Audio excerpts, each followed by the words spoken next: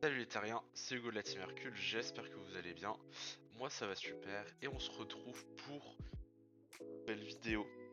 Toute nouvelle vidéo sur decklist violet acier que j'ai joué lors du premier week-end des tournois Stitch Lorcana, avec lequel j'ai gagné 2 Stitch, j'ai fait une fois deuxième et une fois top 4, 3-4.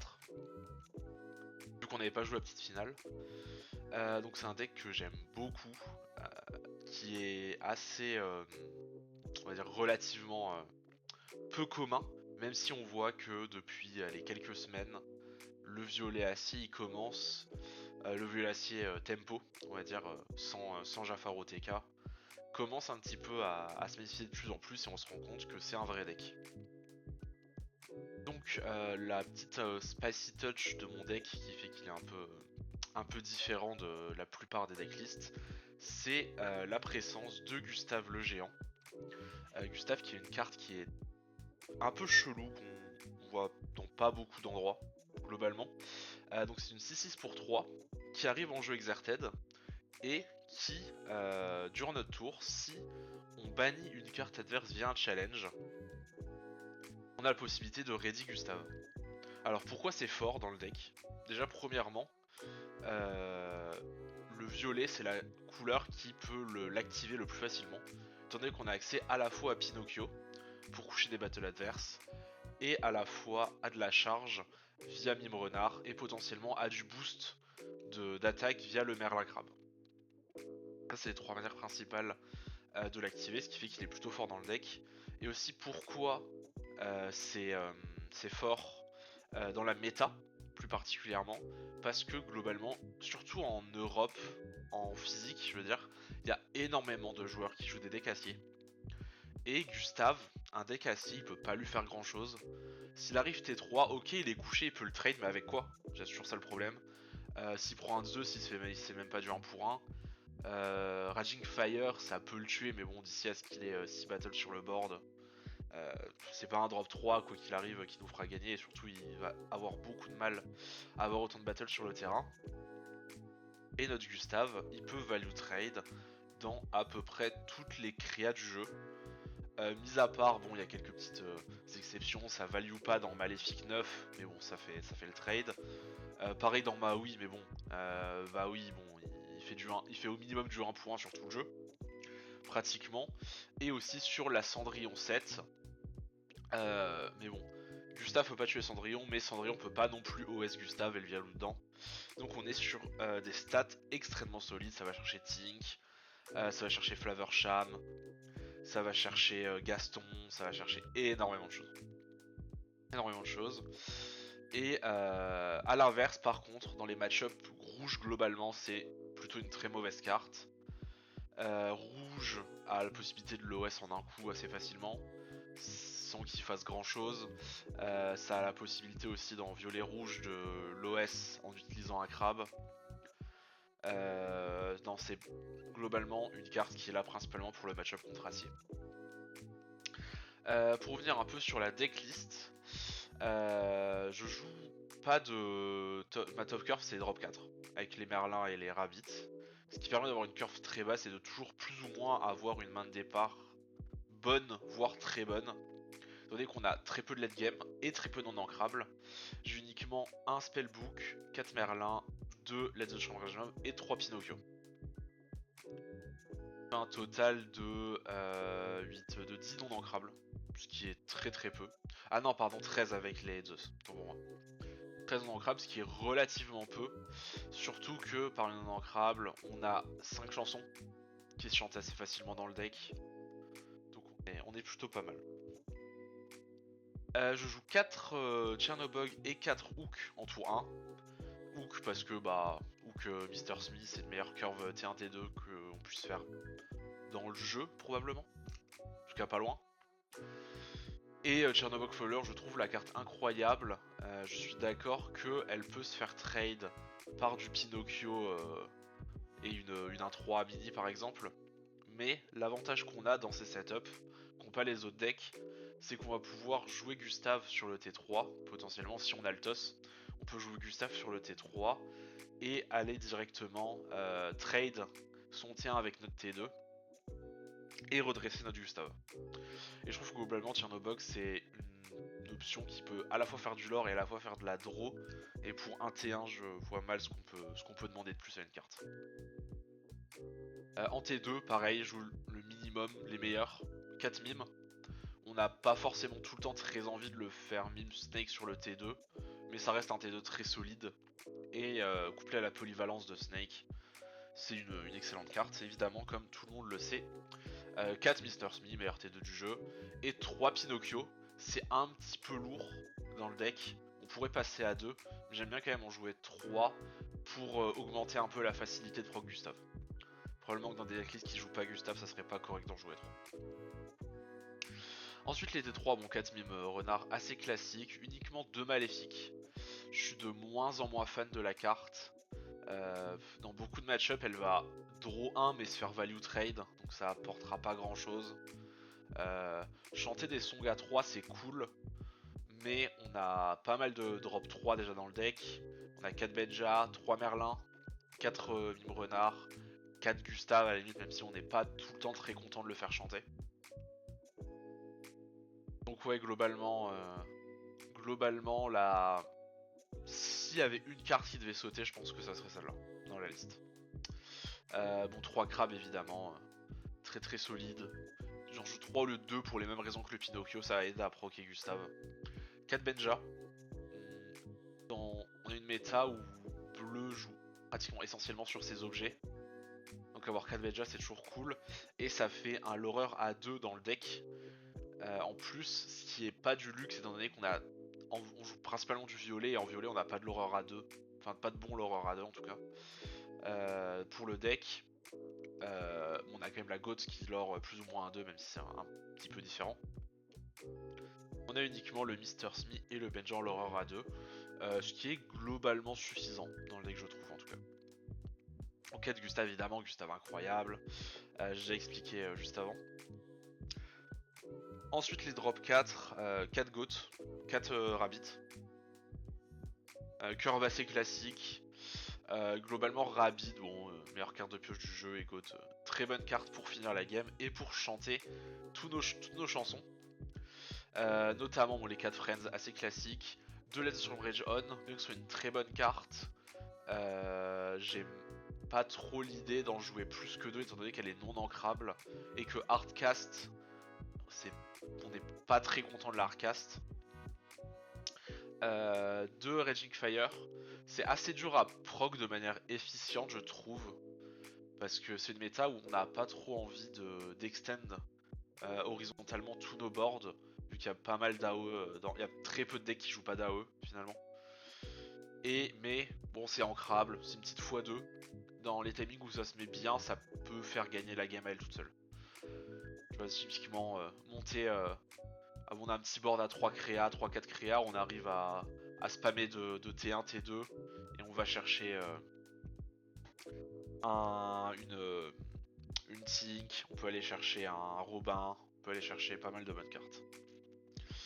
Et 3 Zeus qui pareil est pas ancrable, ce qui est un peu dommage, mais on a un deck qui joue énormément autour de tour 4, donc les Merlin Goat et les Merlin Lapin, ce qui fait que on peut le chanter très facilement. Et le fait de faire 5 dégâts, ça gère énormément de choses. Globalement, ça gère à peu près toutes les menaces du jeu, sauf un truc à 5 PV qui est protégé derrière un Hogwarts. Qui est un peu le souci du deck, c'est qu'on a absolument rien pour gérer Hogwarts. Ensuite, un petit spellbook. Pareil, ça c'est une carte qui pourrait sauter.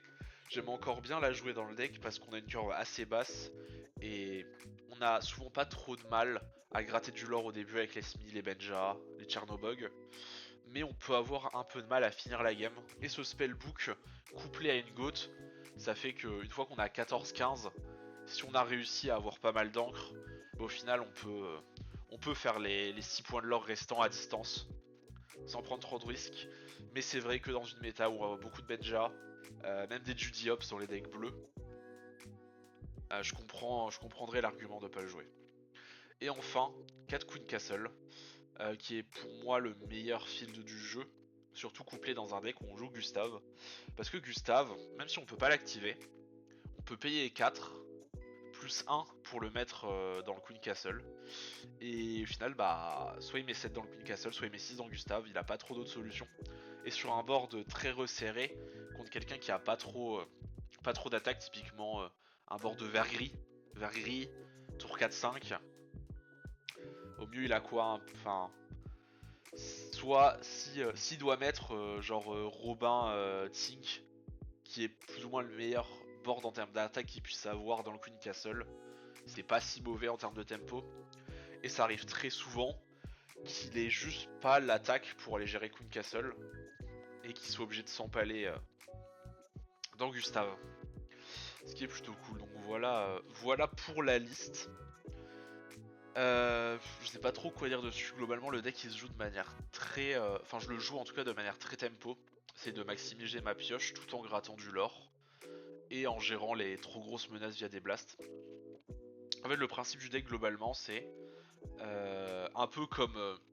Un peu sur le même modèle d'un violet-rouge. En gros, violet-rouge, on joue un deck violet avec les bandes cartes rouges. Bah là, j'ai choisi de me passer des bonnes cartes rouges pour jouer les bonnes cartes acier qui sont bah un peu plus de l'or et des blasts. Et je trouve qu'on est dans une méta où rouge, bien que le deck soit très solide, hein, je suis pas en train de dire que violet rouge c'est un mauvais deck, mais le fait d'avoir des blasts en early qui peuvent se chanter, ça permet un peu plus de flexibilité de jeu par rapport à violet et rouge qui lui pour avoir ses blasts va devoir payer bon 6 pour une Trémène, une Médusa. Bon, on a Maui qui est presque un blast, on va dire. Un blast qu'on utilise 2 fois, plus ou moins. Ouais, y a beaucoup de choses, la liste est, je trouve, très intéressante. Au niveau des match-up, on a globalement un très bon match-up contre tout ce qui va être acier. Acier, on a 3 decks principaux. On a d'abord acier vert. Peu importe la version plus ou moins aggro, globalement acier vert, on a un bon match-up grâce à Gustave. Il a très peu de moyens de gérer Gustave. Et on peut très peu moyen de gérer Gustave, très peu moyen de gérer Queen Castle sauf via un libérer les titans, qui est pas joué dans toutes les listes et souvent pas plus que x2. On a la possibilité de gérer facilement l'early et surtout avec le Pinocchio d'empêcher de shift. Avec le Pinocchio, avec les 200 jaunes. On a beaucoup de possibilités. On peut soit partir en full draw avec Merlin, soit se dire qu'on va pas du tout draw pour éviter de donner le value sur Prince Jean et jouer principalement avec Goat pour boon, c'est gratter du lore et c'est de gagner la course. Il y a 2 plans de jeu possibles suivant la main qu'on a. Contre Acier, contre Ember Steel Song, bah j'ai envie de dire ça dépend beaucoup de la sortie d'Ember Steel. Moi je trouve que c'est un deck qui gagne ou qui perd tout seul plus ou moins. Contre God End, il y a pratiquement aucun deck qui peut gagner. Et si le deck brick, bah à peu près tous les decks vont gagner. À ceci près qu'on a pas mal d'options pour gérer ces petites battles, chanteuses d'early. Toujours pareil, il y a les Pinocchio, les Blasts. Et Gustave qui est une menace dont il aura du mal à se dépêtrer. Et enfin le dernier deck c'est Acier Bleu, qu'on voit principalement. Acier Bleu c'est probablement le pire match-up du deck, je trouve en tout cas. Globalement Acier Bleu, on a un peu de mal à le prendre de vitesse avec le deck, vu qu'on n'a pas un decklist très agressive.